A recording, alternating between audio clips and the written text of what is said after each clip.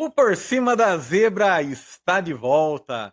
Semana de início do Campeonato Mundial de Fórmula 1 e hoje temos um convidado especial aqui, o Ricardo Arcuri, comentarista dos canais ESPN na NASCAR, também no High Speed TV.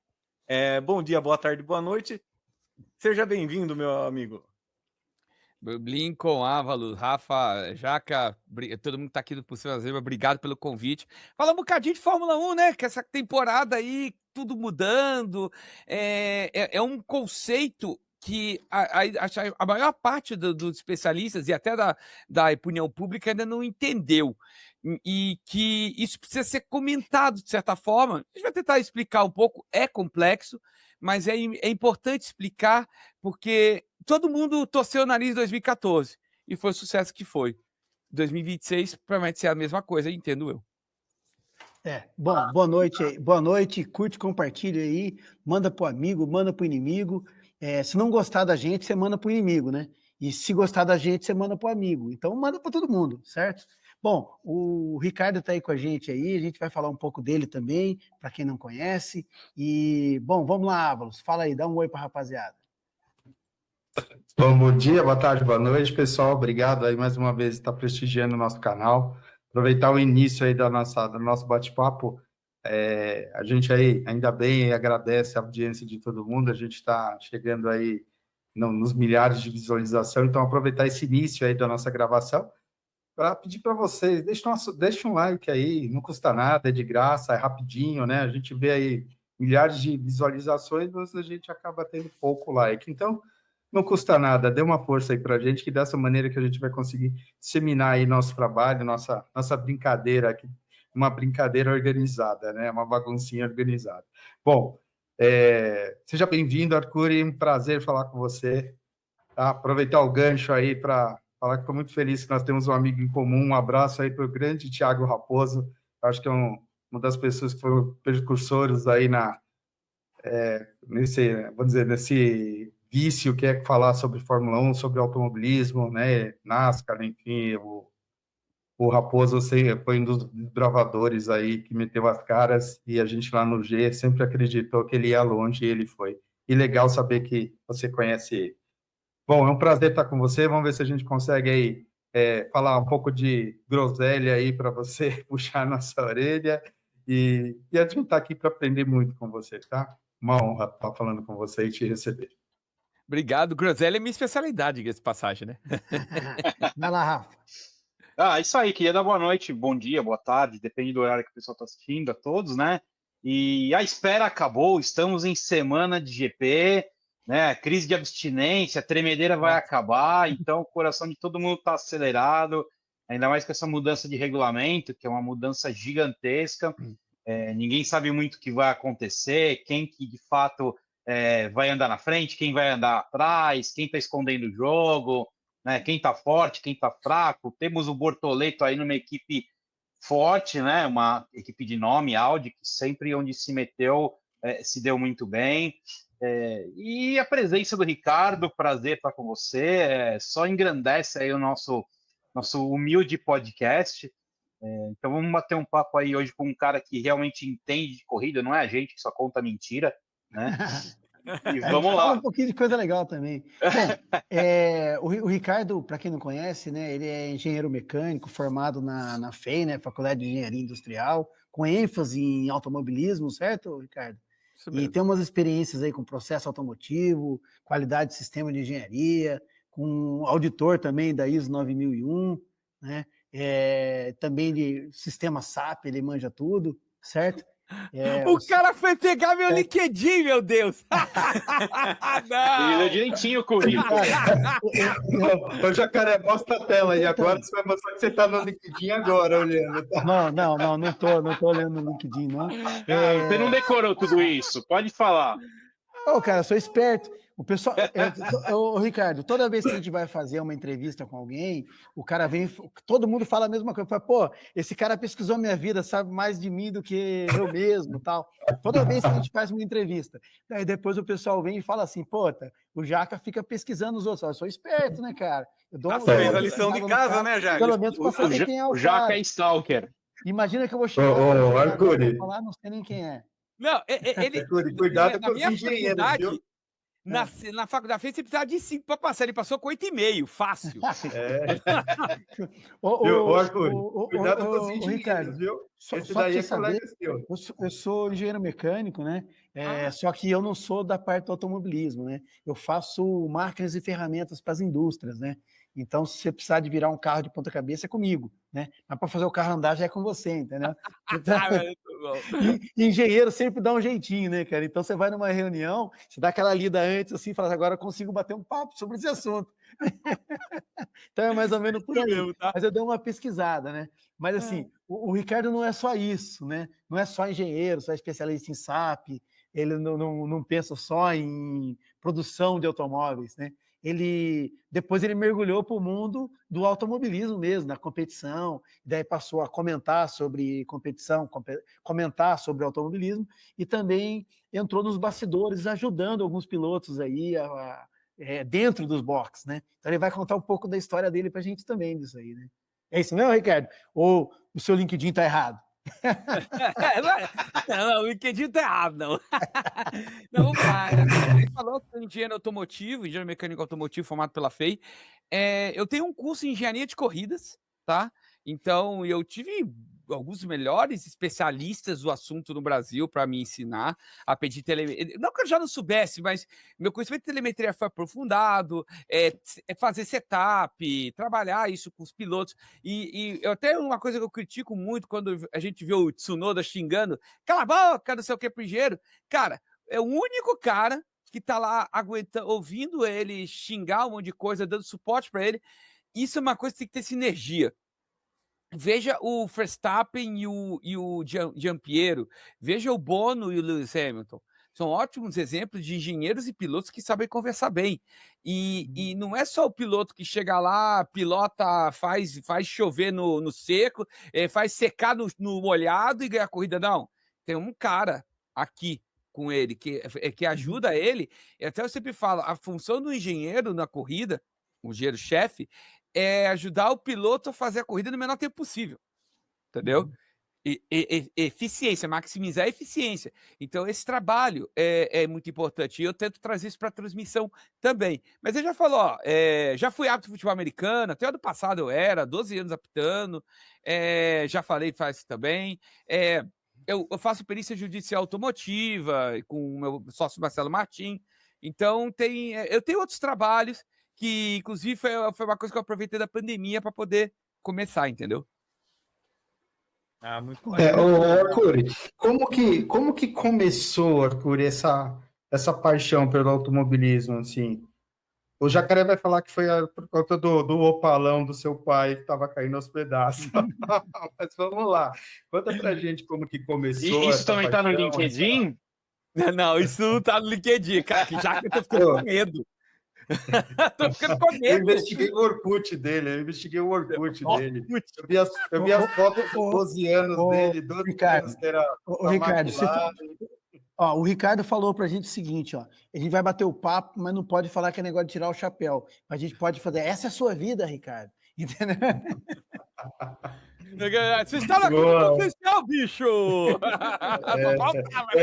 Essa é a sua vida, né? A história da sua vida. Mas, enfim, qual foi o estupim aí? Qual foi o start? O que brilhou seus olhos e falou, pô, esse automobilismo, acho que sentiu o cheiro da gasolina, eu acho que esse é o caminho. Enfim, o que te motivou a seguir essa trajetória? Foi meu pai, tá? Se ele falou do Opala 78 branco, 4 bocas caindo aos pedaços, sim, foi o primeiro carro que eu dirigi, tá? Então, inclusive hoje eu não nego, eu sou GM fã, justamente por causa do Opala. E é até engraçado fazer Copa Joy, né? Engraçado também, mas enfim. E isso realmente me despertou paixão. Meu pai foi piloto de rally antes de eu nascer. Minha mãe foi a navegadora dele, tá? Então, minha mãe chegou até a pilotar uma vez também no rally só para mulheres, lá no Rio de Janeiro, nos anos 70. Então, com 147 ou com a Caravan? 147. 147. Não, a Caravan 6 bocas a gente não tinha coragem de mexer assim, não. Mas o 147 sempre foi a paixão da minha mãe. A gente até teve Palio por causa do 147, pra você ter uma ideia. Mas o meu sempre foi GM. E hoje eu tenho um Onixzinho justamente por isso também. Já tive um Agile e tal, GM, né? Mas foi por causa disso. E assim, eu sou engenheiro porque eu sou piloto frustrado, né? Eu nunca tive oportunidade de ser piloto, não tinha investimento, não tinha como. Então, eu acabei me tornando engenheiro, sempre fui muito bom com números, e aí ligou uma coisa a outra, né? Mas eu até tive uma aparição do automobilismo no começo da década passada, mas de frequentar Interlagos e tal, só que eu acabei me afastando. Só que que negócio, quando o destino é para ser, isso é uma coisa que vocês até todo mundo tem que aprender para a vida, vocês não podem fazer nada a respeito. Eu acabei voltando para o automobilismo em 2020, aproveitando a pandemia, comecei a comentar coisas no Racing's Life, fazendo NASCAR, onde eu tô até hoje, até de vez em quando faço NASCAR com eles. E agora que tem a FIS TV, né, /PIC TV, então acabou sendo uma oportunidade de voltar, muito né? NASCAR no Racing's Life. Na Tá época. vendo? Foi lá que o Lincoln me conheceu, eu conheci o Lincoln também. E aí, só que aí o Racing's Life foi me abrindo portas.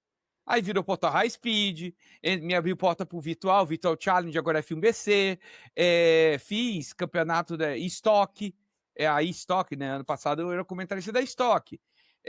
Inclusive lá em Interlagos, final do ano, eu tava lá em Interlagos fazendo a corrida de lá, sabe? Nessa pegada. Aí veio High Speed, veio Grande Prêmio, aí Liga TCR, aí hoje é ESPN e tudo mais. Mas tudo começou em 2020, durante a pandemia, que eu vi um negócio assim, aproveite e tente mudar a sua vida.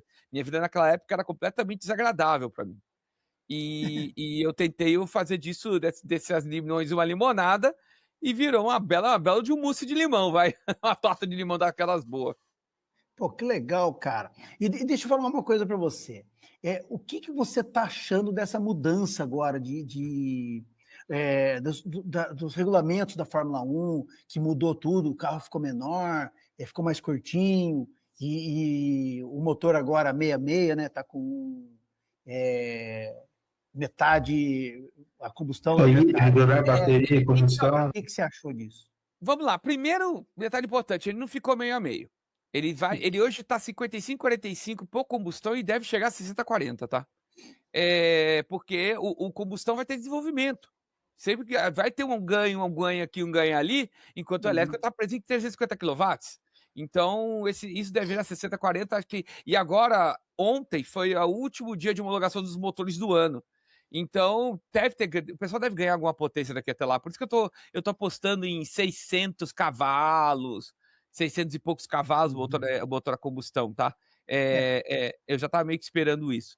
Então, eu acho que assim, é um mal necessário, tá?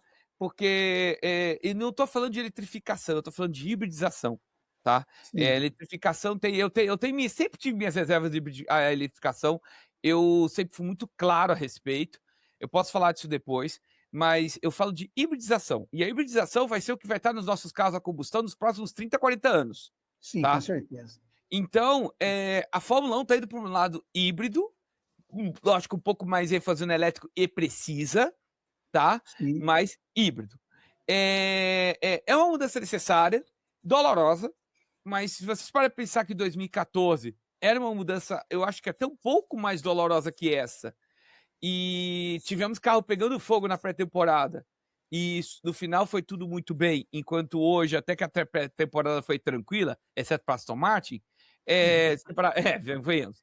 Então, eu ia te perguntar mais para frente sobre Aston Martin. Chegaremos lá, mas... Mas só aproveitando que você falou de 2014, em 2014 nós tivemos, bom, nessa geração aí de 2014, nós tivemos carro dominante, né? A Mercedes. Você acha que agora nós vamos... você acha assim, bom, você tá desenhando aí que a gente pode ter um carro dominante até o final da regulamentação? Não, no começo desse regulamento eu acho que não. Porque 2 motivos. Primeiro, a Mercedes foi dominante em 2014 porque ela fez uma coisa que ninguém fez. Começar o projeto em 2012.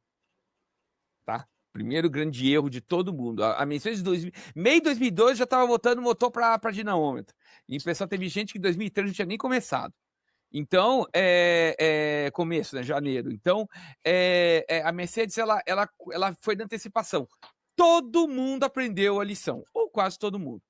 E com isso, eu acho que em matéria de desempenho vão estar parecidos. Por exemplo, hoje quem está mais potente em motor como está é a Ferrari, tá? De acordo com o F1 Data Analysis, é a Ferrari que está com o motor mais forte. Eu fiz uma... Só um pouquinho. E aí, eu acho que vai estar todo mundo junto por esse detalhe e teto orçamentário. Porque ninguém está podendo investir 1 bilhão logo de cara para desenvolver carro. Entendeu? Eu enxergo que a Mercedes está além de todo mundo agora, principalmente o motor e o encaixe do motor no chassi e tal, né? A Aston Martin já tá com uma briga ali com a Honda, falando que a Honda falou que o problema não é no motor, que o problema é no chassi, que se dá motor, o chassi racha pro meio, foi o que eles falaram essa semana. O Jacaré, até eu vi alguns comentários falando que o problema reflete na bateria, né? Reflete em tudo, o da Honda, né? Da Honda com as... Isso sem contar que a Honda ficou um tempo, né, também sem mexer no motor, né? A Honda também está atrasada. Ela teve um tempo aí, né? Mas a Mercedes, na minha opinião, ela não mostrou tudo que ela tinha que mostrar na pré-temporada, tanto que ela rodou muito bem, acho que só no último dia, só que ela ficou o carro parado por um problema lá. Dá a impressão que eles estavam só dando aquela aceleradinha só para mostrar, só para testar o carro ali, mas sem pisar muito. A Ferrari, eu acho que o grande tchan dela realmente está na largada, aqueles testes de largada, ela mostrou que ela realmente está muito além de todo mundo, pelo menos é a impressão que dá. Agora, fora isso, eu acho que a Mercedes, no começo da temporada, ela vai arrebentar com um pouco do balão. Tá, agora, então vamos colocar um ponto eu acho agora. que a Mercedes até dá uma escondida. Então vamos colocar um ponto aqui. Se isso mesmo, se você está pegando os tempos como referência... Só complementar aqui... Não só tempo. Tempo e o quanto andaram na pista. É isso que eu tô falando. A Ferrari, tudo bem, tá com o pneu mais macio, mas a Ferrari meteu 9 décimos no segundo colocado. Tudo bem, o pneu mais macio faz a diferença. Mas, é isso que eu tô colocando. Uma coisa que eu sempre prestei atenção em 2014 não foi diferente. Novo regulamento, o que manda é motor. E se a Ferrari tem mais potência, na teoria ela estaria à frente. Eu sei que não é só isso, e sei também que não é tão agravante isso quanto em 2014. Mas é algo para a gente prestar atenção, a Mercedes não está esse domínio todo. Você acha que não? Não está. É o mesmo porque a Mercedes está com 4 equipes, né? Mercedes está falando de 8 carros, né? Avalos, eu não estou falando de motor aqui, agora eu estou falando de carro. Eu estou falando de carro. A Mercedes... Para os outros não se desenvolveram tanto também, né? Sim, mas aí é que tá. A gente vai ter... As 4 vai ser as 4. Red Bull, que ninguém esperava da Ford, e ela foi lá e achou. Eu esperava. Assim, ninguém esperava o problema deles, eu esperava. O Red Bull Ford sempre funcional. A Mercedes com o carro próprio, a McLaren, porque que é a equipe que sabe trabalhar no eficiente.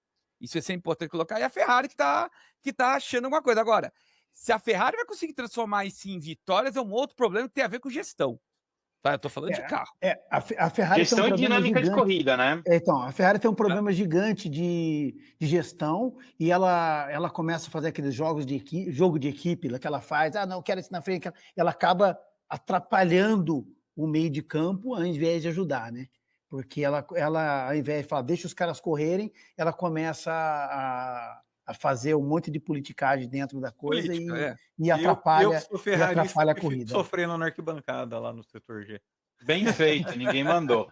Agora, o Ricardo, aproveitando o gancho de motores, a gente teve aí no começo do ano, fim do ano passado, aquela questão da taxa de compressão, dos motores Mercedes, né, dos motores da Red Bull e tal. Isso parece que foi equalizado com um método de vistoria da FIA, né? Mas você acha que isso pode ser, sim, um diferencial em termos de motor, de potência, de performance?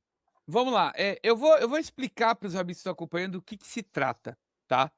Até para explicar um pouco dessa história, que essa história não é tão preto no branco, tá, Rafa? Vamos lá. O que acontece? O regulamento diz que a taxa de compressão dos motores, que é a razão entre...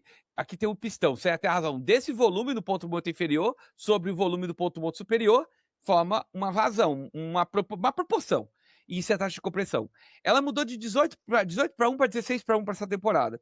Só que o regulamento falava o seguinte, que essa razão precisava ser com o motor frio. Temperatura ambiente. É aí que a Mercedes descobriu que ela, quando o motor esquentava, você dilatava peças, você aumentava a taxa de compressão. E isso, o Totô falava em 2, 3 cavalos, mas desculpa, pode botar um zerozinho à direita aí que chega a uns 15, 20 cavalos, tá? A ganhar mais que ele ganhava nessa brincadeira. A Red Bull, Ford, ela sabia disso. Isso foi quem me falou, foi o Gabriel, tá? Eu estive recentemente num podcast com ele no Ibratox, e ele tem sempre. Ele, diferente de mim, ele fica 24 horas por dia nisso daí, então ele me ajuda a pegar uma coisa que eu não peguei. E ele me falou uma coisa: a Ford sabia disso, só que ela não conseguiu replicar. Por isso ela pulou de lado dos que começaram a chorar. E aí o que acontece? E isso só a Mercedes estava fazendo. Então o que eles fizeram? Para 1º de agosto, a partir de 1º de agosto, os motores vão ser verificados para que você tenha essa mesma taxa de compressão a 130 graus, que é a temperatura da água rolando no... Mudou para junho, tá? Mudou para junho. Não, independente de agosto, junho, continua errado do mesmo jeito, tá? Mudaram para junho, agosto e não importa. O problema é o seguinte, ninguém aprendeu com o caso do berílio, pelo que já deu para entender. O que é o caso do berílio? Em 2001, a Mercedes tinha o melhor motor da Fórmula 1 na McLaren. Ferrari e McLaren se pegando, Mika Häkkinen e Michael Schumacher no ápice. Chegou em 2001, em janeiro, eles descobriram que o motor da Mercedes tinha o tal do berílio. O que é berílio? Berílio é um material, é um metal extremamente raro na natureza, por isso caríssimo. Ele tem uma característica muito interessante. Ele não perde propriedade mecânica em altíssimas temperaturas. Enquanto o aço a 900 mil graus já começa a perder um pouco de propriedade, o berílio vai perder depois de 2.500. Então você podia trabalhar com um motor mais quente. Então, um motor mais quente, mais eficiente, rodava mais potente. O problema do berílio é que ele, nesse calor, ele exala um gás extremamente cancerígeno. Então a Ferrari chorou e a FIA proibiu eles usarem berílio. Beleza, ano que vem muda. Não. Agora, já em março já tem que começar com o motor mudado. Ferrou totalmente a Mercedes. Ficou 3 anos sem conseguir ter potência por causa disso. Por que eu estou dando esse exemplo? Se a Mercedes está tendo uma vantagem, tinha que ter sido visto antes de fazer o regulamento. Agora vai mudar no meio do jogo. É Igor, sacanagem. Ano que vem. Tem que mudar para o ano que vem, eu concordo plenamente. Porque o que acontece? Hoje, a Fórmula 1 trabalha, como é o ápice da tecnologia, ela trabalha em situações onde, quando você faz o material, você pode criar como se fosse esferas dentro de materiais diferentes. São essas esferas, eu estou mostrando a forma, isso pode ser de qualquer outra maneira, mas esses pontos é que estão dando essa vantagem à Mercedes de ter dilatação superior e com isso ganho de taxa de compressão. Esse é o segredo deles. O problema é que você querer mudar isso no meio do ano, você não dá tempo para eles desenvolverem, por exemplo, um bloco completamente novo, um cabeçote. Tem que começar do zero. Tem que começar coisas nem tanto do zero, Rafa, mas, pô, vai levar, não vai resolver em 6 meses. Não, e uma sacanagem eles apresentaram o deles, foi aprovado, deixaram usar, ele está usando. Todo mundo começou a reclamar, daí resolveram que ia, não vamos aceitar mais. Aí entra numa coisa, Jaca, aí entra num ponto que eu queria levantar. Como é que vai ser a situação da unidade de potência Mercedes a partir de 1º de... Para mim era 1º de agosto, eu vou trabalhar junho, seja, quando começar o regulamento. Esse novo regulamento. Como é que vai estar? Eles vão começar a perder confiabilidade? Porque quando você mexe um negócio desse, cara, confiabilidade vai pro ralo. Entendeu? Sim. Você está trabalhando com uma situação, você tem que mudar aquela situação, aquele mapeamento todo que você fez naquele primeiro mapa morreu. Entendeu? Sim. E aí, como é que eles vão lidar com isso? Então me incomoda demais essa mudança. Entendeu? Porque quer fazer pro ano que vem? De boa. Esse ano... O que eu acho de maior sacanagem é eles levarem o projeto lá, foi aprovado, e daí agora, com reclamação dos outros que não conseguiram fazer, e agora eles vão ter que mexer. Isso mudando aí o caminho. Traçando um paralelo. Mas até aí, reclamar e mudar não tem problema, mas ano que vem. Ano que vem. Aí sim. Exato, velho. Traçando um paralelo, É como foi feito com o DAS. A Mercedes chegou lá em 2020 com o equipamento lá no volante. O que a FIA Sim. fez? Não, 2020 beleza, 21 não tem mais. Não, Exato. igual vários outros. A partir da hora que eles Difusor aprovaram, tem um monte de coisa, tem um monte de Sim. coisa. Entendeu? Mas esse é o problema. Se você muda no meio do jogo, cara, o carro de corrida, e especialmente o Fórmula 1, ele é um carro, a gente chama tailor-made, né? Que é o feito à mão. É muito sensível a qualquer mudança, né? Para aquela configuração, exatamente, para aquela configuração daquele jeito. Você querer mudar isso, amigo, você tá ferrando todo o projeto. Tá tendo uma confusão dos combustíveis, não sei se vocês estão sabendo. Isso é um outro problema.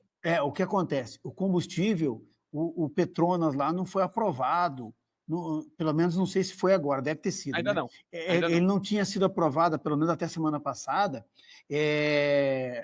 e os outros combustíveis foram. O único que não tinha sido do Petronas.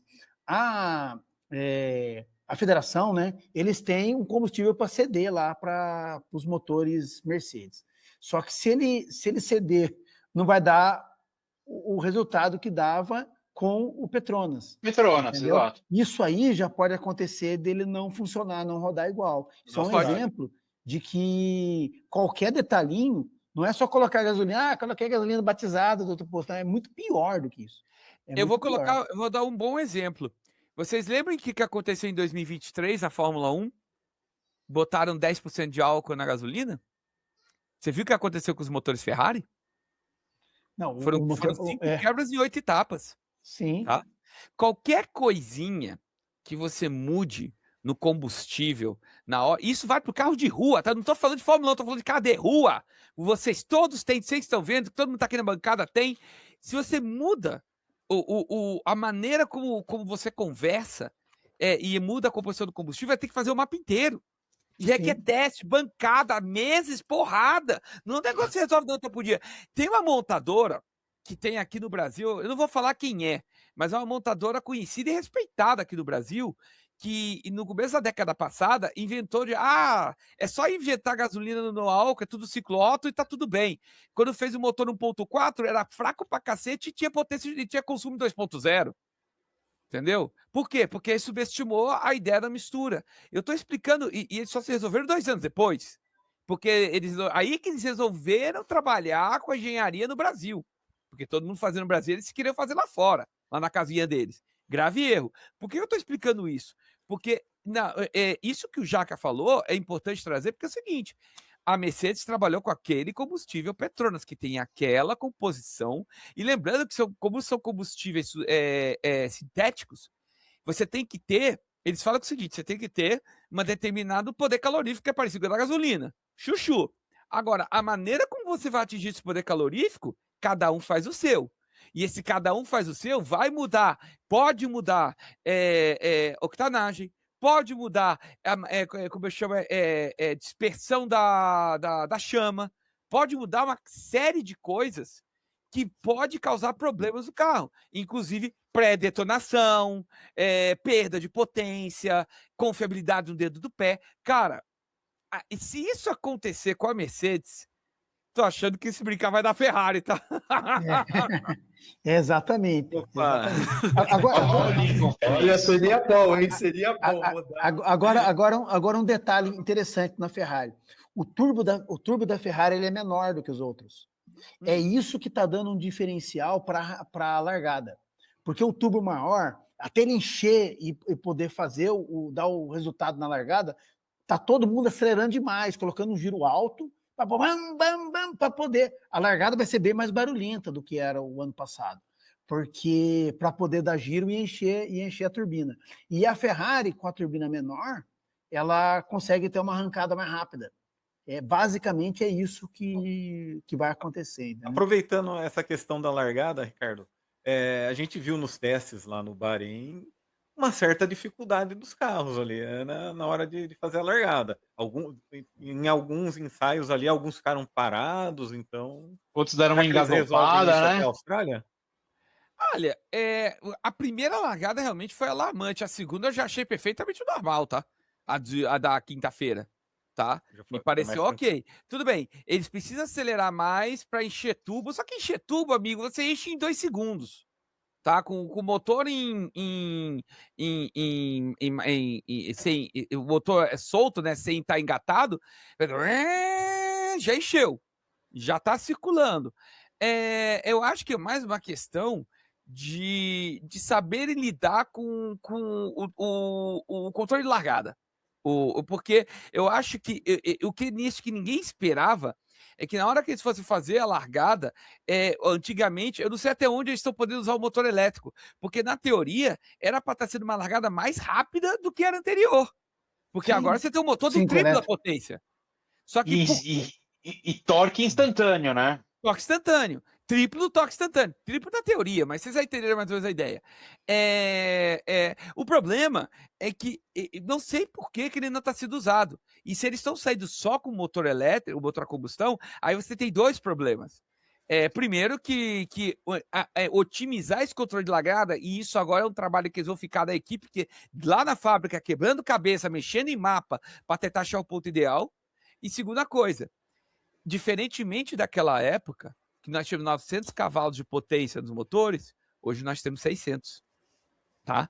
Então, é natural que nesse comecinho você seja um pouquinho mais arrastado para sair com o motor a combustão, tá? Isso é uma coisa que ninguém está considerando. O motor a combustão perdeu muita potência, tá? E Sim. nós estamos falando, inclusive, em torno de 28% a menos, na teoria, tá?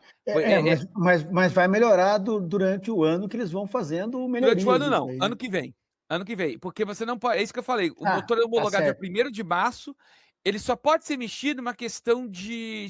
A não ser que tenha uma discrepância absurda de um motor para outro, aí você pode mexer, ou um problema sério de confiabilidade. E quando você mexe com confiabilidade, invariavelmente você vai ganhar alguma potência, mesmo que não seja o teu objetivo. Então, A caixa Provavelmente fechou, né? A caixa fechou agora. a caixa Ó, fechou. agora a Honda que vai poder falando. mexer nesse motor. A Honda, cara, a Honda é um outro problema. O Rajaka já falou, nós vamos falar um pouquinho mais a respeito depois. Que a gente pode, se quiser, quando falar de Aston Martin, eu já emendo tudo. Porque é muito mais complicado do que só uma coisa ou outra, tá? Agora a respeito do turbo lag. O turbo lag, para quem não sabe, é aquele delay que tem entre o turbo cheio e o turbo vazio, né? No final de reta, a hora que o cara tira o pé, para ele ter que manter tipo Senna, que talvez ele fosse beneficiado numa regra como essa agora, que mudou tudo, e teria que ficar acelerando e freando ao mesmo tempo para manter o turbo cheio.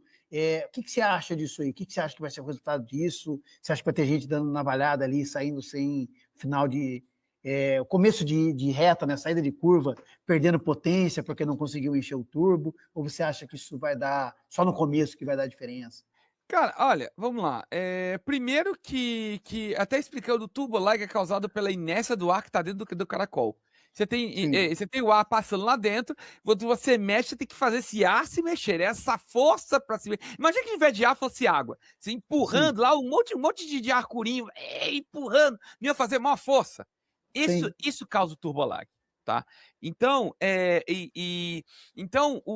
de fato, no antigo regulamento, você tinha o recuperador térmico que tirava esse turbo lag, ele ajudava a turbina a mexer sozinha. Hoje você não tem mais isso. E aí entra muito nesse problema da largada também, né? Mas, na verdade, com o motor elétrico, 3 vezes maior, o turbo lag não vai ser um problema.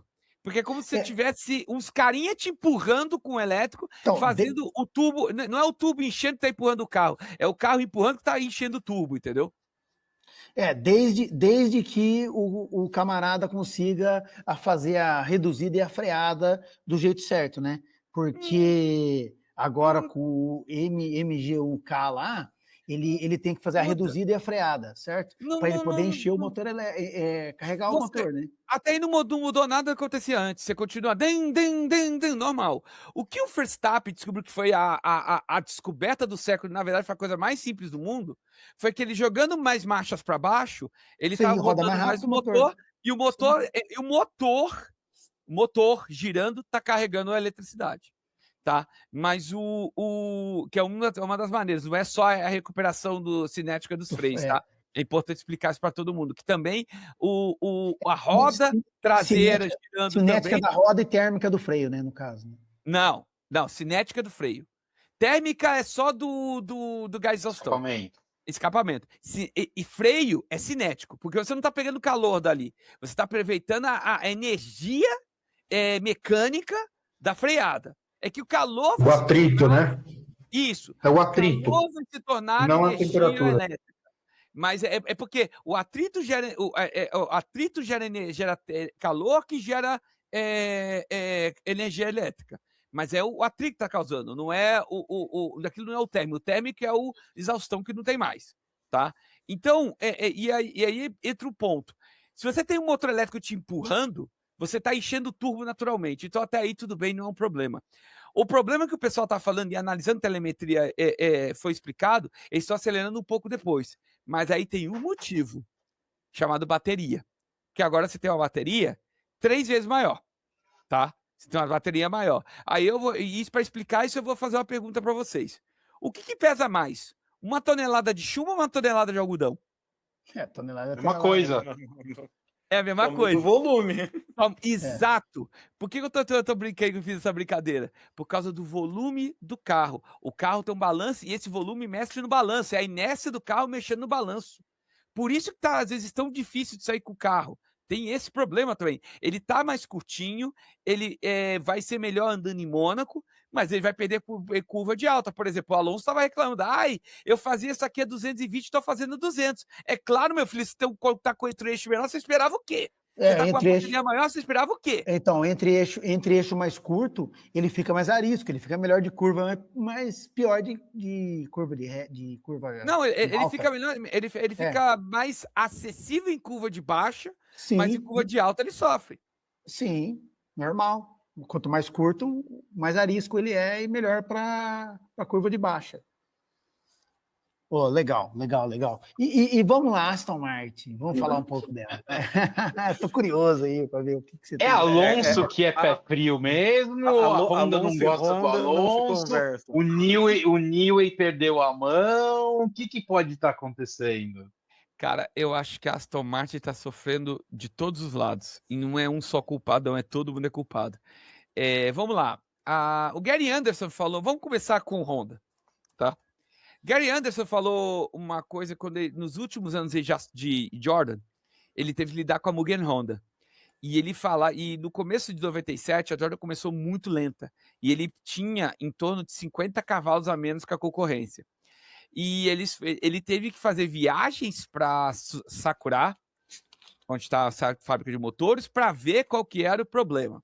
Aí, no final de um monte de viagem, ele já quase brigando com os japoneses, chegou um cara lá, peraí que eu vou fazer as contas. Ele fez as contas e falou assim, senhor, por favor, fique mais um dia aqui. Ele tem razão, as contas estão todas erradas. Descobriram. Só que aí logo depois, quando o motor novo já chegou, ele já estava fora da Jordan, porque não tiveram paciência com ele. Mas ele que resolveu o problema. Porque a Honda tem disso. A Honda, ela é muito teimosa. Eles são muito teimosos quando se trata de mudanças. Tudo bem que agora eles já viram que o problema tem que ser mexido, eles já estão mexendo.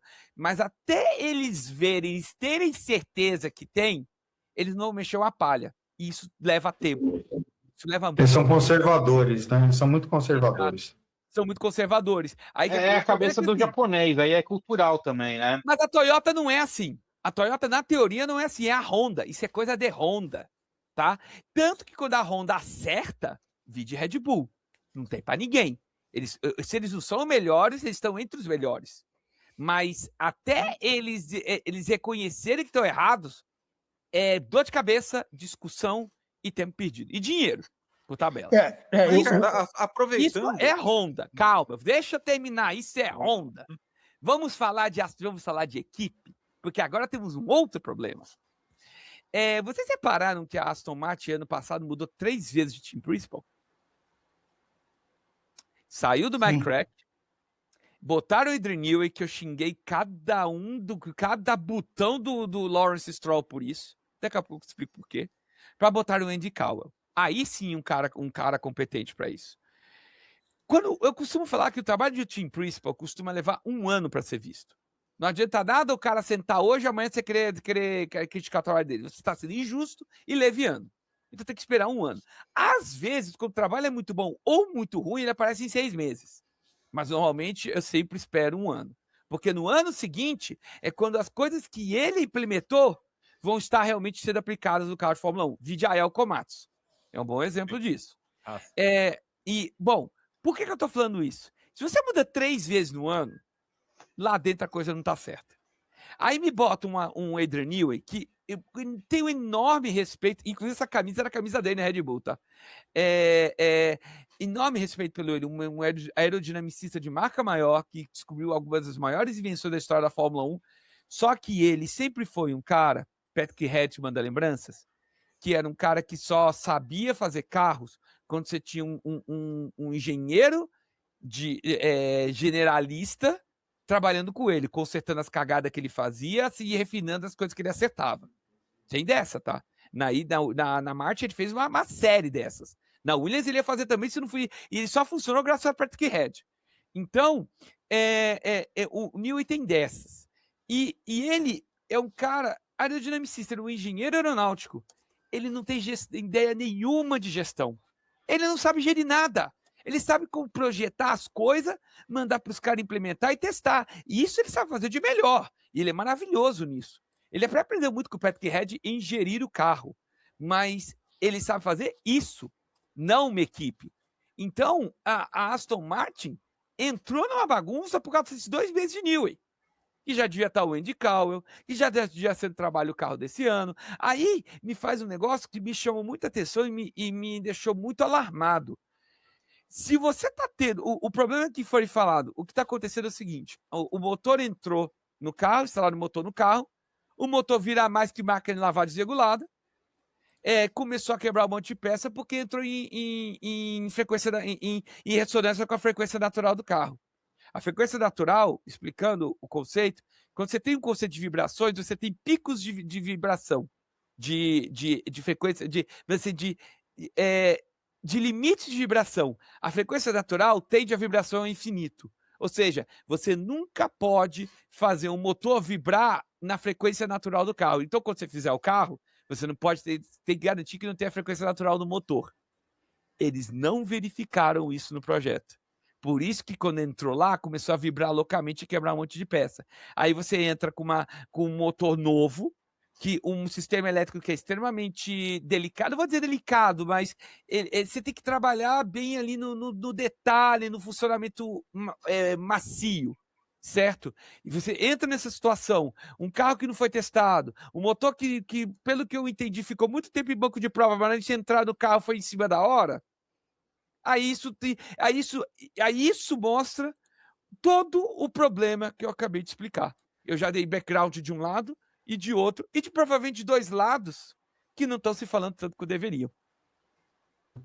Aí a conta chegou, né? Agora que tem que mostrar na pista o trabalho, né? Tá todo mundo na expectativa. Todo mundo criou uma expectativa, né?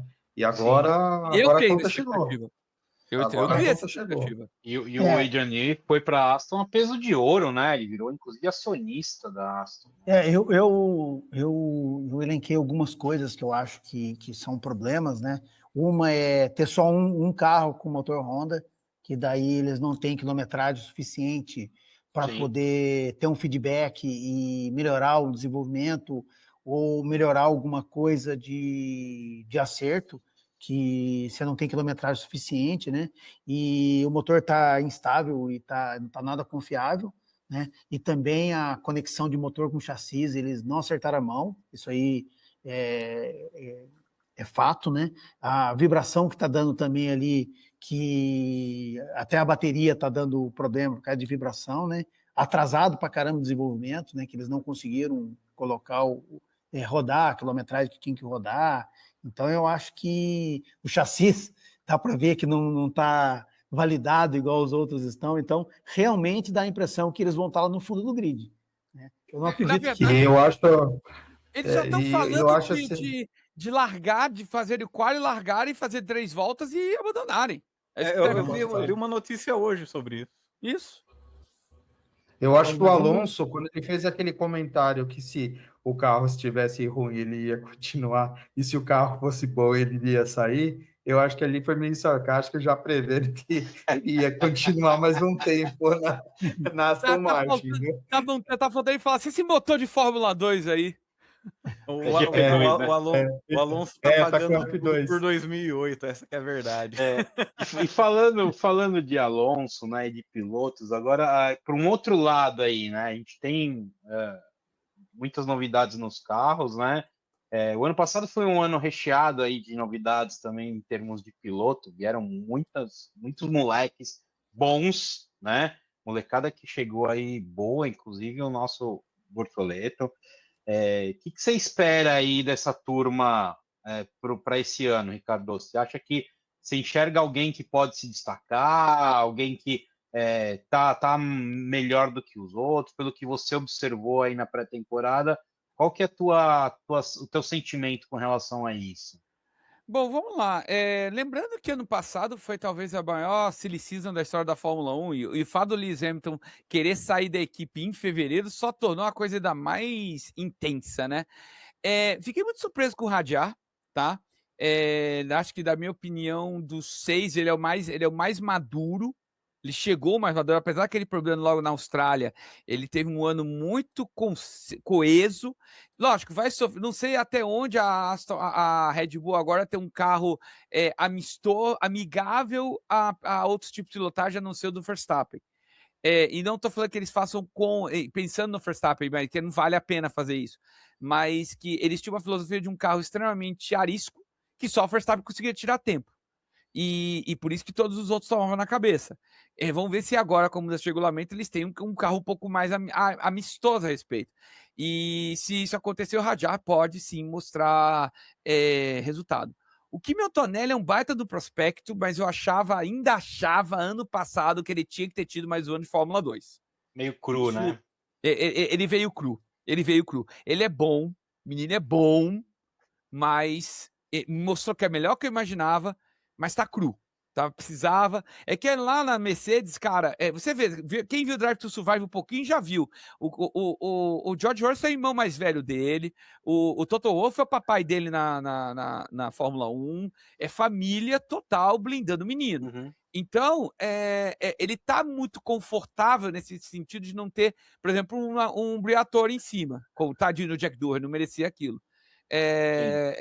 Então, nem posso falar de Jack Dougherty para esse detalhe, porque eu nem tive nem como avaliar ele direito, dado que o Franco Colapinto pegou o mesmo carro e fez o mesmo número de pontos que o Jack, 0, né? Mas enfim, assim, e muito mais despesa, né?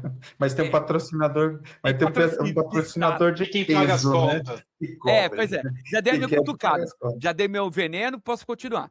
Então, o Kimi Antonelli, agora é o ano para ele, agora ele tem que mostrar serviço, mas eu achei que ele veio um pouco imaturo. Gostei muito do Bibi, do Gabriel Bortoleto. Ele teve altíssimos e baixíssimos, né? O baixíssimo de algumas batidas, ele foi o piloto que mais...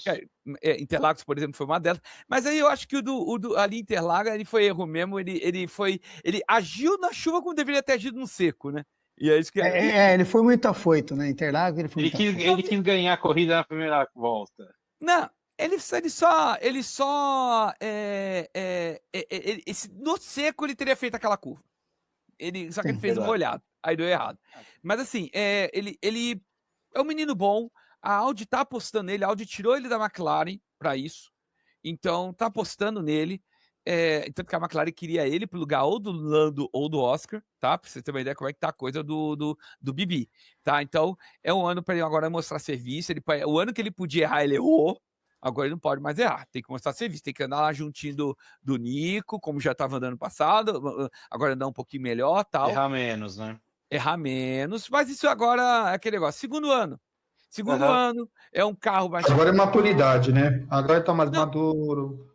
Mais maduro agora ele tá com um carro preparado para Audi. Não é um Sauberzinho modificado, ele é um Audi, tá? Isso é importante colocar. Tá esquecendo de algum novato? Berman. O Berman. O Berman, Oliver na minha Berman. opinião, se me permite, Berman é bom. Berman, para mim, é Berman é o bom. mais rápido dos Hulks. Mais rápido.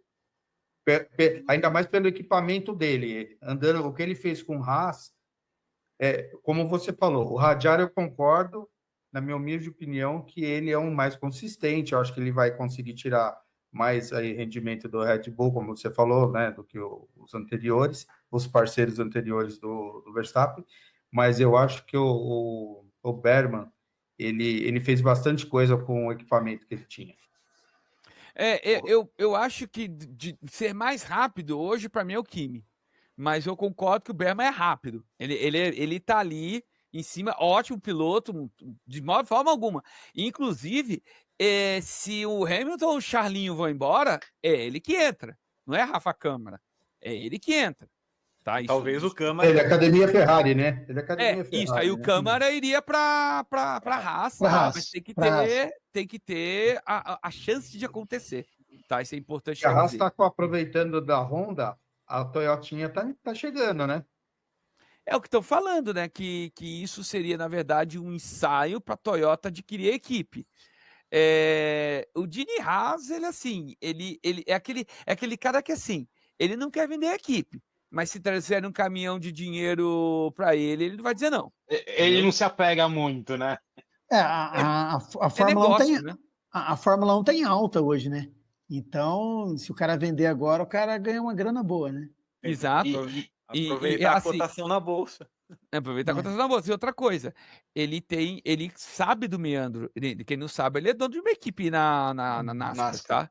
Então o cara sabe do que se trata, ele sabe do meandro. Agora a Cadillac, você acha que ela faz alguma coisa esse ano? Você acha que ela vai, só dela ter conseguido andar relativamente bem, vamos falar assim, na pré-temporada, pelo menos ela vai conseguir terminar as primeiras corridas aí, né? O que eu espero da Cadillac é o seguinte: agora ela vai ser. Agora não mais sozinha no último grid, porque temos uma Aston Martin para fazer uma companhia inesperada, né? Mas se você desconsiderar o fator Aston Martin, era uma equipe que vai começar o ano isolada na última colocação. Não isolada tipo 2 segundos, não. Último lugar, meio segundo, uma coisa assim, tá? Mas para chegar no fim do ano no nível das últimas colocadas, tá? É isso que eu espero de Cadillac. E assim, tem uma galera experiente. O pessoal não fala muito, mas tem uma galera experiente lá dentro, tá?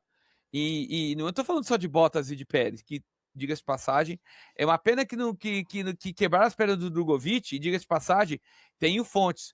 Drogovic era favoritíssimo para levar a vaga. Ele não levou porque tem gente lá dentro que não queria ele, e tem gente lá dentro que queria o dinheiro dos outros. Esses dois fatores atrapalharam o Drugo. O Drugo ia levar dinheiro, mas não tanto quanto o Pérez e Bottas, tá? Você não acha que o Drugo, assim, o que complicou um pouquinho também foi o tempo que ele ficou, vamos dizer assim, com o piloto de testes, ele ficou parado, né, um pouco. Você acha que isso não influencia? Ele tinha que estar lá. É aquele quem não é visto não é lembrado. O Pietro fez a mesma coisa, Pietro Fittipaldi. Por que você está enfrentando de Fórmula 2 hoje, de LMP2 hoje? Porque ele estava sendo visto. É a mesma estratégia do Drugo. Ele tinha que ser visto, entendeu? E quem não é visto não é lembrado. Então ele estava lá sendo visto. Só que ele não queria pegar. Cara, ele sempre falou assim, ele já falou isso numa entrevista. Fórmula E e Fórmula Indy, é só fazer assim eu já entrava. Mas eu não queria. Eu queria fazer algo mais. E ele queria Fórmula 1. Só que depois daquela da Cadillac, aí ele sentiu o golpe e falou: não, agora chega. Também não vou esperar a minha vida inteira. Aí ele aceitou fazer Fórmula E. Acho a categoria para ele legal? Não acho. Eu acho que a Fórmula E ainda está muito baixo porque o Drugo pode render. Mas eu esperava ele numa WEC, por exemplo, andando de Cadillac. Pô, acho aí ia ser muito digno para ele. Fórmula E, hoje, eu já não gosto. Ano que vem, outra história, que geração 4 é um carro muito mais potente. Mas hoje eu acho que ele tá andando de Fórmula 2 de novo, entendeu? Isso me incomoda um pouco. Regrediu um pouquinho, mas faz parte. Regrediu. Pode ter e até pelo formato. Um passo para trás para 2 para frente, né? Pode ser isso fato. E só terminando, então, é uma equipe que tem uma galera legal lá dentro. Então, lógico que não vai esperar chegar chegando, não estou esperando isso. Mas também não é equipe para ser uma nova Forte Cossi, ou Colone, ou Ensino Marruim da vida aí. Desculpa, Rafa. Spiker. Eu ia comentar da Fórmula E que eu até pela formatação de final de semana de Fórmula E é mais para espetáculo do que corrida. Eu, né, até tive oportunidade, graças ao grande Ávalos aí, de ir a primeira vez na Fórmula E esse ano.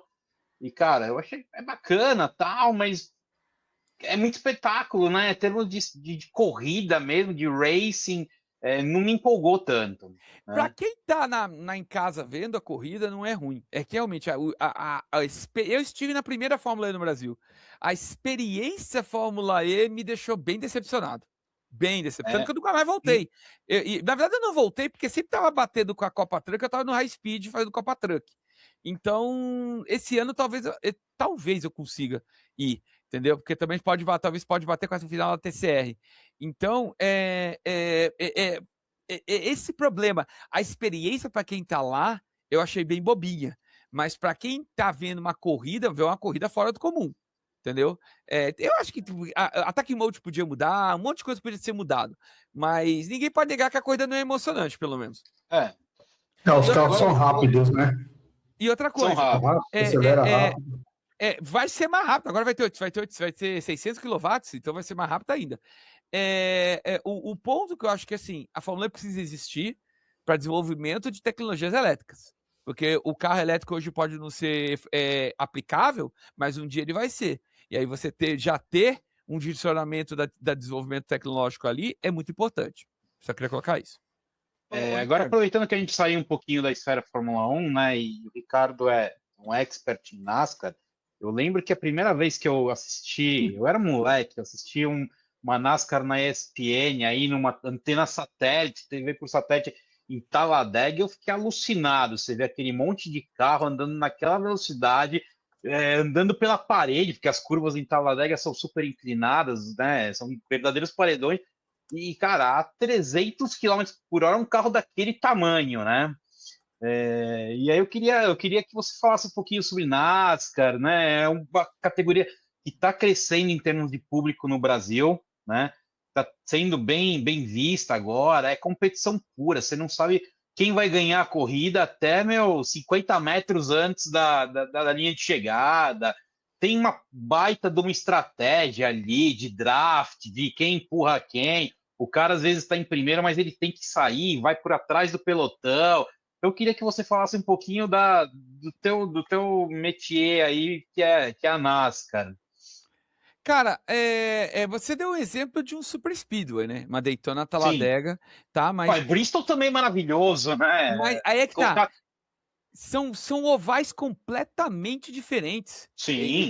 Isso é legal trazer. Você tem ovais de tamanhos diferentes, com inclinações diferentes, que vão requerer approaches diferentes de setup, de corrida e tudo mais. E tem os circuitos mistos. Então a NASCAR ela é legal primeiro para essa diversidade. Que todo mundo pensa, oval é só virar para a esquerda, tá tudo bem. Não é bem assim, não. Entendeu? E corridas em oval, pensando em setup, ele é mais difícil fazer setup do que o circuito misto, tá? Tem esse problema, porque você tem que fazer um carro virando para a esquerda, você tem que fazer setups para a direita, para o trem direito e setups para o trem esquerdo, entendeu? E não é igual de uma corrida para outra, às vezes são completamente diferentes. Tanto que os caras, para andarem reto, eles têm que virar o volante para a direita, né? Mais ou menos, hoje nem tanto. Antigamente, até o geração 6, que você tinha chamado de steering box, você tinha um pouco disso. Porque a Steering Box era baseada na caixa de direção de uma Chevrolet C10 1968. Sim, ela foi usada até 2021, essa bodega de Steering Box. Então ela tinha essa pegada mesmo. Hoje, com o Steering Rack, que é aquela pinhão cremalheira que nós temos no nosso carro de rua, isso é muito mais amenizado. Mas você tem realmente duas indicações. Uma de que o carro está reto e outra que o volante está reto, né? Para o piloto que está andando, porque afinal de contas você tem um carro feito para virar para a esquerda. Então você deixa o carro naturalmente enviesado para a esquerda, entendeu? É uma maneira de fazer o setup. Ô, Ricardo, e eu gostei muito, agora falando um pouco da pista, do que fizeram lá no Circuito das Américas ontem, né, no domingo. Cara, eu curti ali, eles diminuíram o circuito ali, ficou bacana, ficou interessante a corrida ontem. Ficou mesmo. Uma coisa que eu reclamava no antigo traçado é o seguinte: a volta era em 2 minutos e 20. Aí, se tinha uma amarela, amigo, a volta virava 5 minutos. Cara, aí você levar 20 minutos cada amarela, porque tem uma volta, aí alinha todo mundo, para abrir box de uma volta, abrir box das outras voltas, para ir ter largada. Cara, era 20 minutos de amarela. Não dá, não dá. A NASCAR não tem como você fazer circuito muito grande por causa desse detalhe. Então, você botou para um circuito de 3,8 km, deu uma outra dinâmica, virou uma volta de 1 minuto e 40. Cara, já é 1 minuto e 40 é muito aceitável, entendeu? E o NASCAR, até por ser um carro muito mais pesado, e o estoque, cara, ele parece um tijolo ambulante, ainda que ele é mais rápido que o O'Reilly Series, tá? Depois eu explico por quê. Mas ele parece um tijolo ambulante, ele faz curva mais lento. Então a dinâmica é mais lenta da curva. Tanto que eu costumo falar, eu gostei da corrida, eu concordo plenamente com você, Lincoln. Mas eu gosto de cota andando de fórmula. Porque de fórmula você consegue sentir a Margot Beckett, aquele 3, 4, 5, 6 bem rápido. Você faz a Istambul contrária rápido. Porque o fórmula te dá agilidade. O NASCAR não, você tem que fazer lá na paciência, não Parece pode... que tá num trator, né? Parece um trator. Pois é. E eu até falava ontem, tá vendo isso aí, gente? Quando mostrava o pé lá, não sei quem acompanhou a transmissão comigo lá, eu ficava falando com o pé, ó, paciência, calma, agora dá pé. Aí vai, meio pezinho. Serrar uma saída, você vai chegar lá no final com perda. Aí você já errou, perdeu todo aquele trecho. O problema Você erra uma saída, você perde o carro, né? Porque o carro é muito pesado, né? Primeiro que você não faz curva se você acelerar. Simplesmente. Você simplesmente vai tentar fazer a curva e vai querer ir reto. E o ir reto vai ganhar, porque você tem muita potência.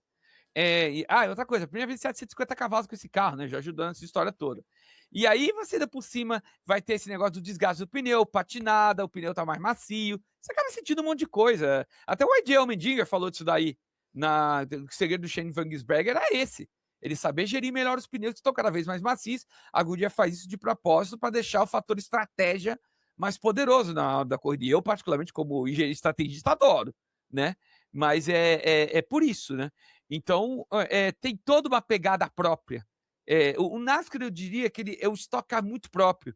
E o único carro no mundo que se parece hoje com o estoque, com o NASCAR, e reitero que é só o Gen 7, é o Australian Supercars. E é por isso que o Shane Van Gisbergen começou tão bem neles nos mistos. Já veio de lá com essa experiência.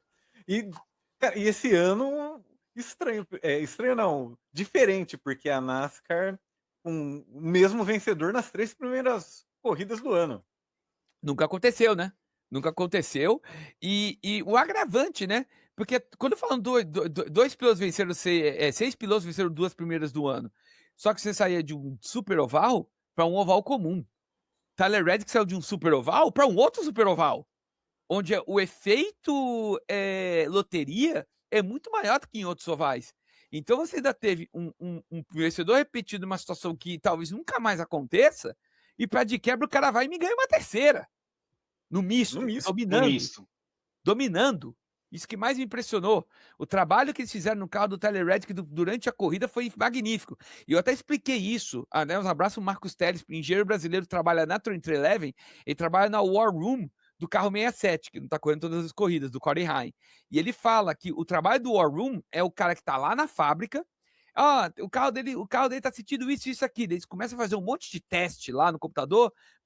Aí vai chegar com a resposta, tenta isso aqui. Eles vão lá no pit stop, mexe o que eles pediram para mexer e vai para a pista. Se funcionar, o trabalho do War Room foi boa, da sala de guerra foi boa. E essa evolução do Tyler Reddick durante a corrida foi um trabalho exclusivo da sala de guerra. Foi ali que ele melhorou, porque ele sofreu muito com o pneu desgastado no final do primeiro estágio. No segundo estágio ele estava competitivo. No terceiro estágio, mesmo o Christopher Bell com o pneu mais novo, não alcançou ele. Entendeu? Impressionante. E quem fica feliz no final é o Michael Jordan. Tá. Ele tá virando Lucky Charm, isso sim, porque ele chegou no meio da corrida de Atlanta, estava lá até o jatinho dele, ele chegou no meio da corrida de Atlanta, ganhou. Tava lá em cota, ganhou. Você vai falar, e semana que vem? Votar de novo. Tá gostando. Ricardo, vamos falar um pouco agora do TCR. Esse ano você vai trabalhar também nas transmissões do TCR. Opa! Até eu brinco aqui, ó. TCR, É. TCR, aqui, Qual é? E quando que a próxima? Esse final de semana já tem provinha? Não, quando que vai ter a senhor. prova? Sim, senhor. Esse final de semana estreia estoque, né? E a TCR vai fazer todas as etapas do Circuito Brasil junto com a estoque. E a primeira etapa agora, esse fim de semana, em Curvelo, abertura da temporada. Até explicando um pouco como funciona a TCR South America, né? Ela tem 10 etapas, 5 no Brasil, 4 na Argentina e termina no Uruguai. Tá? Ano passado começou na Argentina e terminou no Brasil, então eles ficam meio que fazendo essas trocas, tá? E teremos 5 etapas no Brasil, vão ser Curvelo, agora fim de semana, Cascavel, dia 29 de junho, de março, Interlagos, acho que é 24 de abril, é o último domingo de abril, tá? Aí acho que é 21 de junho, tem. Aí vai pular 2 meses mesmo, vai ter Cuiabá, e no meio de julho vai ter Velocitar, tá? Essas são as 5 brasileiras. E a TCR Brasil, que faz parte, corre dentro da TCR South America, o campeonato são essas 5 corridas. Quem fizer mais pela TCR Brasil nessas 5 corridas é campeão da TCR Brasil, tá? Mas as corridas no Brasil vão ser em sequência e depois as etapas argentinas ou vão intercalar? Não. Isso que eu falei, 5 no Brasil, 4 na Argentina e 1 no Uruguai. Brasil, depois vai para a Argentina, depois para o Uruguai. Aí em agosto vai ter agosto, setembro, outubro e novembro. Vão ter 4 corridas na Argentina. Só está definido que a primeira é de Rio Hondo e a última, a de novembro, é em Rosário. As outras 2 estão a definir. E em dezembro, 6 de dezembro, é o Pinar no Uruguai, que é a grande final da temporada. Só para quem não sabe, TCR é carro de rua adaptado para corrida, né? Não é. Isso, carro corrida. Tração dianteira, né? Eles são todos com tração dianteira, todo mundo 2.0, certo? E tem não exatamente. Vou trazer aqui o regulamento. Primeiro é o seguinte: turismo é estoque, Eu sempre falo isso aqui. Stock Car é um carro de corrida com uma cara de carro de rua, um carro de corrida com uma cara de carro de rua. Carro de turismo é um carro de rua que foi adaptado para ser um carro de corrida. Para entender essa diferença. E aí, vamos lá. TCR é carro de tração dianteira, que vão até 348 cavalos de potência, dependendo do mapa, e motores até 2.0 turbo. Por que até 2.0, Jaca? Porque o Peugeot corre com 1.6, tá? E ele tem equivalência aos balanços de performance dessa maneira. Aí vai. E tem balanço de performance? Sim, tem. Mas como é que funciona o balanço de performance da TCR? Eu acho isso muito legal. O mundo inteiro alimenta um balanço de performance que é passado para o mundo inteiro. Ou seja, eu tenho, sei lá, um Honda Civic aqui no Brasil, com o TCR do Honda Civic. Deu a louca, ganhei o dinheiro, posso correr o mundo inteiro. Vou correr a TCR da Austrália. Quero levar meu carro? Eu posso? Pode. Pode correr em qualquer lugar do mundo, o mesmo modelo. E eu posso correr em qualquer lugar do mundo com esse modelo. Se ele tiver homologado, aceito tudo bonitinho. E aí entra assim, tração dianteira que vai... tem mapas que você coloca, vai de mapa de 1 a 6, o mapa 5, que é o mapa base, tem 340 cavalos, cada mapa mais ou menos tiram 8 cavalos, tiram ou colocam 8 cavalos, então, por exemplo, o Peugeot, ele está em mapa 6. Só que o Peugeot, como tem um motor menor, ele tem um turbo mais potente. Os outros chegam a 2.4, 2.5 bar de pico, o Peugeot chega a 2.8, tá? Isso não é mais da falar no BOP, mas lembra os BOPs dos anos anteriores. Como não mudou nada, deve ter mantido a mesma coisa. Então, a peso base é 1.265 quilos, que pode ser aumentado ou diminuído de acordo com o balanço de performance. E altura base 70 milímetros em relação ao chão, que pode ser diminuído ou aumentado de acordo com o balanço de performance. Mas é aquele negócio, o balanço de performance que é usado aqui, daqui do Civic daqui, é usado no Civic da TCR Espanha, é usado no Civic da TCR México, é usado no Civic na TCR Raikkonen Parta, entendeu? É igual para todo mundo. Hoje o campeão da TCR é o Nelsinho Piquet. Não, ele foi TCR Brasil. Brasil. Na South America. A South America foi Leonel Pernia. Leonel Pernia, argentino, tricampeão da TC 2000. Ele foi tentar com a TCR South America, foi campeão assim, só foi o maior campeão da história, para muito, porque ele destruiu, cara. Ele já entrou em Interlagos campeão, entendeu? Legal. E assim, ele, inclusive, a TCR está crescendo por causa daquele investimento da Stock Car. E quem ganhar a Stock Light ganha 2,5 milhões em incentivos para ir para a Stock. Valeu a mesma coisa para o campeonato da TCR South America. Tanto que o Seba Martino está fazendo uma equipe em junção com o Thiago Meneghel para colocar o Leonel Pernia para correr Stock Car também. Tá? Então, o Leonel Pernia também correndo a Stock Car por essa mesma ideia. E é justamente esse aporte financeiro que, de repente, deu um boom de crescimento na TCR do ano passado para esse ano. Ano passado nós tínhamos 19 carros disponíveis, hoje nós temos 26 e talvez 28, tá? E inclusive não estão todos preenchidos ainda, mas já está um grid maior do que o maior grid do ano passado, por causa desse boom que a TCR fez. Aí veio a equipe nova, a equipe uruguaia, que adquiriu 3 Peugeots da PMO. A PMO virou Hyundai, então são 4 Hyundais completamente novos. A Paladini, que é a equipe argentina, está trazendo mais 2 Lincoln Co., que é um carro, uma junção Geely-Volvo, então um carro chinês de junção Geely-Volvo. A Cupra com a W2 está com a G-Racing do ex-Gianfratti, então 2 equipes, 3 carros cada. Aí tem a própria esquadra Honda, a equipe Honda Racing, que a Esquadra Martino está com 5 carros, a Portac está vindo com 2, então a própria Cobra do Nono Figueiredo está vindo com 2 carros também, ou seja, é muito, muito crescimento por causa desse aporte financeiro, e o fato de estar andando junto com a Stock está ajudando muito a fazer crescer a categoria, que na minha opinião, e não é porque eu trabalho com ela, mas é porque ela é muito mais parecida com o carro de rua nosso do que o Stock Car. Stock Car, você tem hoje um motor V8, do qual eu não concordo, mas eu entendo porque foi adotado, tração traseira e 500 cavalos. Agora, o TCR, ele é um Civic que você pode comprar em qualquer loja da Honda aqui, entendeu? E tração dianteira igual, só tem 340 cavalos, mas é o mesmo motor K20, entendeu? Só não é turbinado, mas é o mesmo motor K20, entendeu? Ele é muito mais parecido com o carro de rua que o Stock, entendeu? O Stock não, é um carro de corrida com carenagem de carro de rua, né? Você olha com cara de carro de rua, mas não tem nada a ver. Tudo tubular, é um chassi diferente, não tem nada a ver. Uma observação pelo nome, TCR, só para vocês saberem. Tem um jogo parecido com o Autorama, lá da década de 80, que se chamava TCR, Total Control Racing. Chegou a ver ou não? É igual ao Autorama, só que não tinha canaleta. Os carrinhos mudam de pista e você consegue fechar um outro. Eu tenho um jogo desse. Por sinal, eu tô com 2 desses para montar uma pista gigante, que eu roubei de um amigo meu, Sullivan, e eu vou montar agora uma super pista de TCR, mas é desse Autorama especial. E eu acabei de descobrir também que esse TCR existe nos Estados Unidos. Piloto de Autorama. É parecido com o Autorama, mas não tem a canaleta.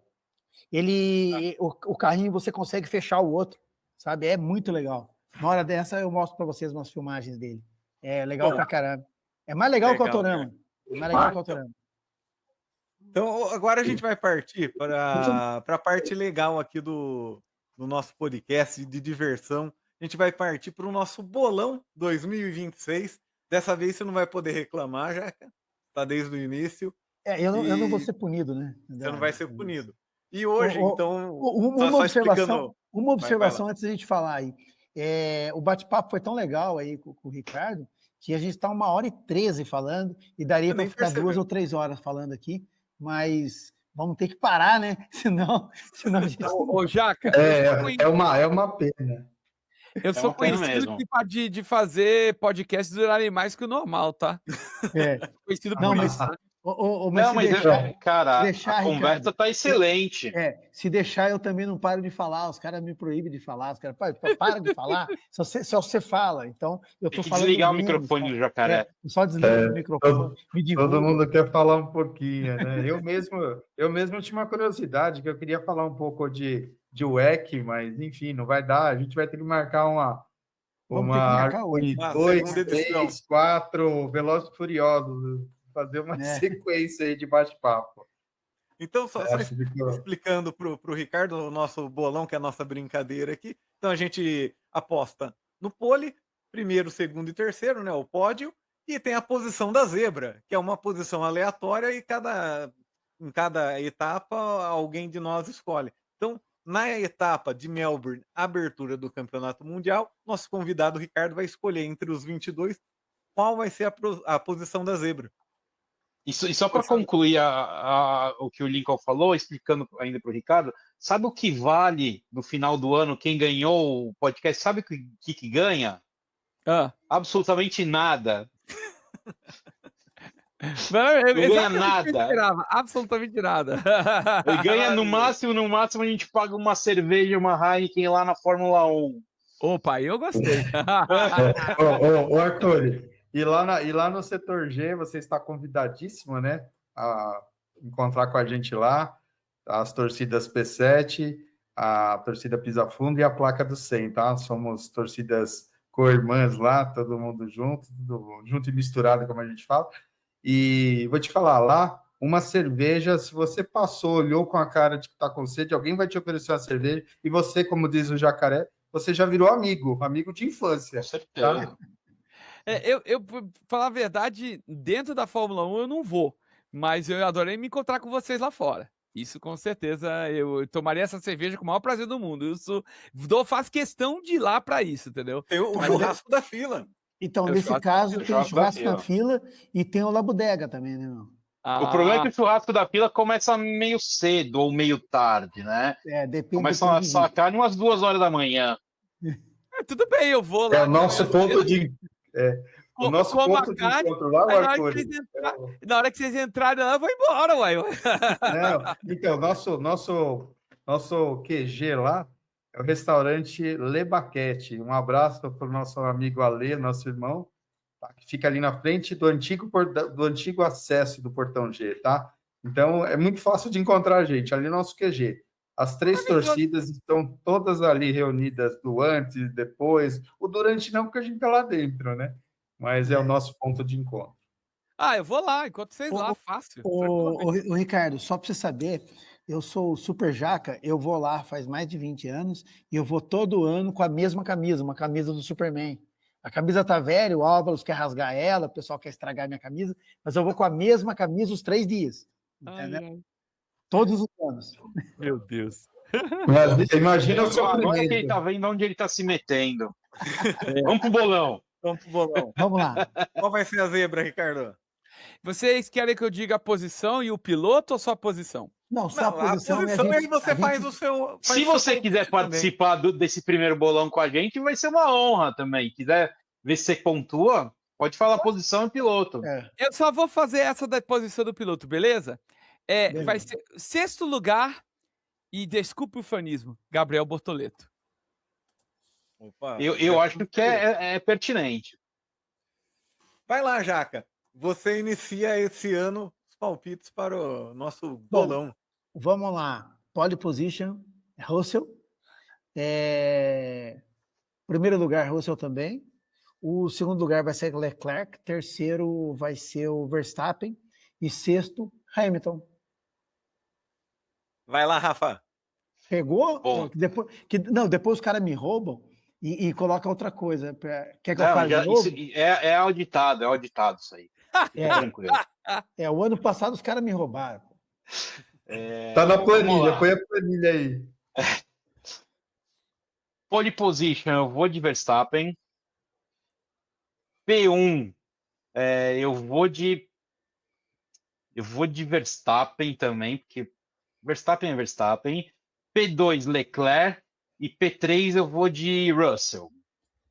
O P6 eu vou de Antonelli. E aí, Ávalos?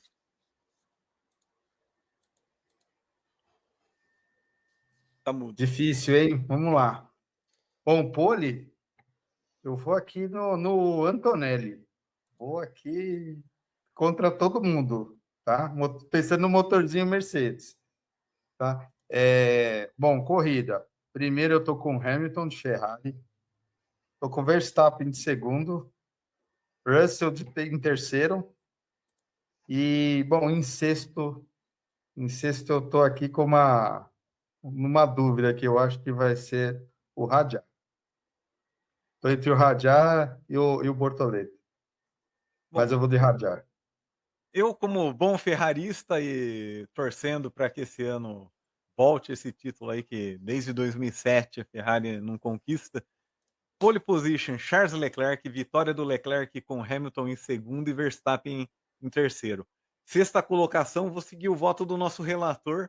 Eu vou de Gabriel Bortoleto. Vamos lá, Brasil, marcando os pontinhos aí, uma boa sexta colocação para iniciar essa nova era da Audi na Fórmula 1.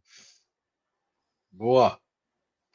Isso daí. Eu pensei que você fosse falar P1 Leclerc, P2 Hamilton e P3 Leclerc de novo, de tão ferrarista que você é. Não, eu ia meter P3 Ocon, P4 Berman, entendeu? Só motor Ferrari. Só motor Ferrari. E colocaria ali em nono e décimo as Cadillac. Bom, Ricardo, gostaria de agradecer a sua presença. Foi um prazer muito grande esse bate-papo, como o pessoal já falou. Cara, se deixasse aqui, a gente ia umas 2, 3 horas aqui, fácil, batendo papo, ainda mais com esse aspecto técnico da Fórmula 1. Então, eu quero agradecer a você e deixar aqui para você fazer umas considerações finais. Agradecer a todo mundo aqui pelo convite. É sempre legal falar de Fórmula 1. Falamos já teve TCR, pessoal. Ninguém quer saber de TCR, o pessoal quis saber hoje. Legal, agradeço. Uma categoria muito legal, e tá crescendo demais, então é bom falar isso. Bom, sigam minhas redes sociais aí, ricardoarcuri.oficial no Instagram, tá? Tem Arcuri Consultoria no YouTube também. Tá? Vou convidar todo mundo a seguir. Não sei, acho que o vídeo sai ainda nessa semana, né? Então, fim da semana, tô fazendo a TCR lá em Curvelo. Vocês podem acompanhar no YouTube da TCR e também no Band Esportes, tá? E também na TV Gazeta, tá? TV Gazeta também vai passar a TCR, só que a Corrida 2 não vai ser com minha narração e comentários, mas o Quali Corrida 1 serão com minha comentário, né? Narração do Osiris Júnior. Então, eu vou estar nos comentários aí também, mas Band Esportes e no YouTube da TCR é comigo falando groselha. É isso aí, valeu, obrigado mesmo. Ricardo, se puder falar da gente lá também, o pessoal da Por Cima da Zebra lá, que a gente tá apoiando você, hein? Mando, pode fechar. Tá pedindo voto. Manda um abraço pra gente lá. Tô vestido vereador, daqui a pouco você candidata a vereador, não é isso aí, tá certo, faça. Então, Pô, Ricardo, valeu, cara. Foi uma aula aí. Obrigado pelo teu conhecimento, pelos teus comentários. Pô, a gente aprendeu muita coisa bacana, trocamos muita figurinha. E volte sempre, tá? A casa é sua. Volte sempre. Vamos ter mais bate-papo, vamos conversar mais vezes. E é sempre importante a gente ter gente boa ajudando a enriquecer o nosso podcast. Obrigado mesmo. Ricardo, também chovendo molhado, agradecer essa oportunidade, tá? Um monte de, como falou, a gente tem aí um monte de torcedor de arquibancada que não entende nada, gosta de ver automobilismo e aprender um pouco com você aí durante um pouco mais de uma hora aí conversando, tá? Foi uma honra mesmo, acho que foi muito produtivo, um divisor de águas aí para muitos de nós, acredito que para o pessoal que nos acompanha também, acho que muita coisa aí acabou sendo esclarecida, tá? E estendo o convite, né, mais uma vez, não só a você, mas a todos, procurem a gente na arquibancada, lá no setor G, serão bem recepcionados, serão sempre bem-vindos, tá? O pessoal tem medo de se aproximar, acham que é a bagunça, a torcida organizada é uma desordem, mas não, tá? O que a gente faz é amizade e, vamos dizer assim, o elo desse nosso hábito aí de fazer amizade, fazer novos amigos, é o automobilismo, essa paixão que nos une. Então, como o Rafa falou, as portas estão abertas, a casa é sua também, e conte com a gente sempre, tá bom? E estando em Interlagos, a gente se vê, hein, porque a gente vive em Interlagos, então, qualquer corridinha lá, carrinho de rolemã, qualquer coisa, a gente tá junto. Paulista de velocidade, eu tô lá em todos, tá? Porque eu trabalho lá pelo High Speed, então me dá um toque, qualquer coisa, enquanto vocês lá. Fechado. Não fala duas vezes. A gente assiste até corrida de baratinha, baratinha bichinho mesmo, não é baratinha carrinho, não. Bola, Você assiste corrida de qualquer coisa. Você fincar 4 rodinhas numa melancia e empurrar a ladeira abaixo, a gente vai ficar lá assistindo e torcendo. Tá certo. Então, é isso aí, grande abraço a todos. Ricardo, obrigado aí da sua presença, cara. E vamos ver se a gente consegue marcar outros bate-papos aí, porque eu acho que ficou muita coisa faltando aí pra gente conversar. Tá, beleza? Vamos marcar. Valeu, obrigadão. Então, deixa o seu like, se inscreva no nosso canal, siga a gente também lá no Instagram, além do nosso canal no YouTube. semana que vem estaremos de volta aí com o resultado da primeira corrida, Grande Prêmio da Austrália. Um forte abraço a todos e até a próxima.